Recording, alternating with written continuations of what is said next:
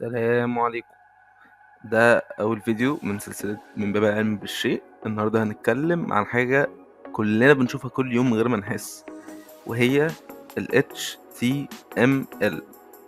لو انت بتتفرج على الفيديو ده فمبروك عليك، انت بتستخدم ال HTML. ده معناه ان انت محاط بال HTML في كل مكان.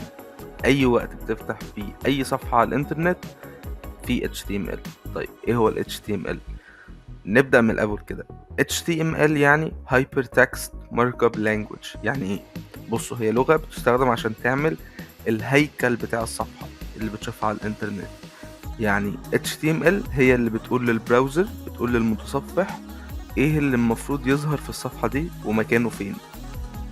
ال HTML زي العظم اللي بيكون جسم الإنسان، بس هي بتكون جسم الصفحة، هو اللي بيحدد مكان كل حاجة في الصفحة، زي التكست، النصوص، الصور، الروابط، كل حاجة تانية. من غيره الصفحة هتبقى فاضية.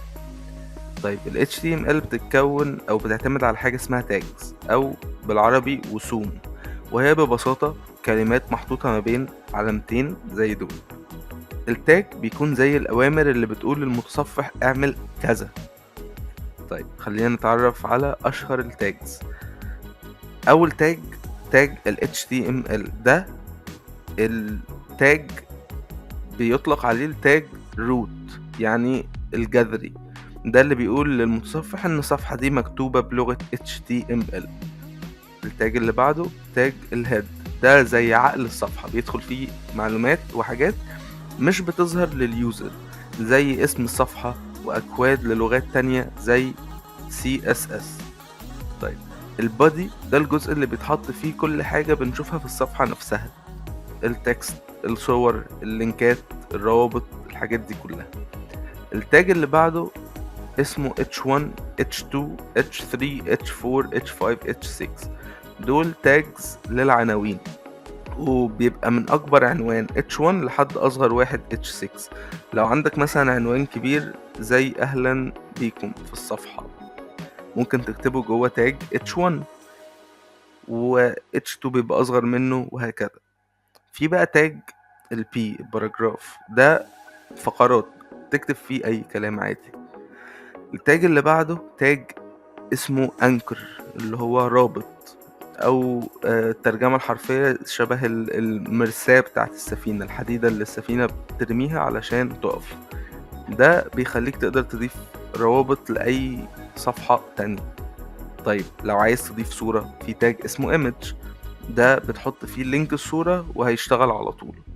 طيب لو عايز تعمل لستة فيها نقط أو أرقام، بتستخدم التاجز دي.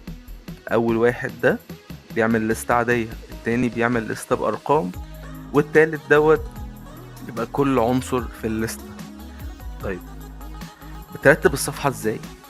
تخيل ان كل تاج عنده بداية ونهاية. زي الباراجراف مثلا بيتكتب بالشكل ده، بداية ونهاية. علامة البداية بتقول للمتصفح أو للبراوزر ابدأ من هنا، وعلامة النهاية اللي فيها السلاش بتقوله وقف هنا. طيب خلينا كده نبص على مثال مكتوب قدامنا.